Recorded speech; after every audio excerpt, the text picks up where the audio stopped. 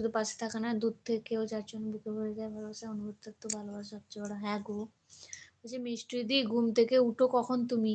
আমি 7টার সময় উঠি গো। 7টা 6:30 এরকম টাইমেই উঠি গো অলওয়েজ ভাই। যখন যেমন পারি উঠে যাই। যেহেতু আমার বরের টিফিন বানাতে হয়, রুটি, তরকারি।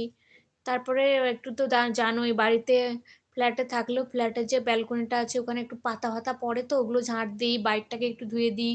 ভেজা জামাকাপড় থাকলে একটু রোদ্দুরে ফেলি। তারপরে আমার বরের টিফিন, ব্রেকফাস্ট সব বানাই। তারপরে আমার বর বেরিয়ে গেলে আমি ব্রাশ করে এই ব্রেকফাস্ট করি আর মাম্পিদের লাইব্রেরি যাই, বুঝেছো অলওয়েজ ওই। তারপরে তো বিছানা-টিছানা ঝাড়া, ঘর-টর ঝাড় দেওয়া, মোছা, কিচেনে রান্নাবান্না করে বাসন ধোয়া, কিচেনে টাইলস আরও তো আছে, থাকলেই তো জানো রান্না করলে একটু মুছতে-টুছতে হয়। একদম ক্লিন করে পুজো-টুজো করি, গোপালকে খাওয়াই, গোপালকে স্নান করাই, গপুকে আমার ঘুম পাড়ানো হয়। আবার বিকালবেলা গপুকে টাইমে তোলা হয় একটু, তারপরে সন্ধে দেই, গপুকে খাওয়াই। অনেক কাজ থাকে গো, একা সংসারে অনেক কাজ থাকে।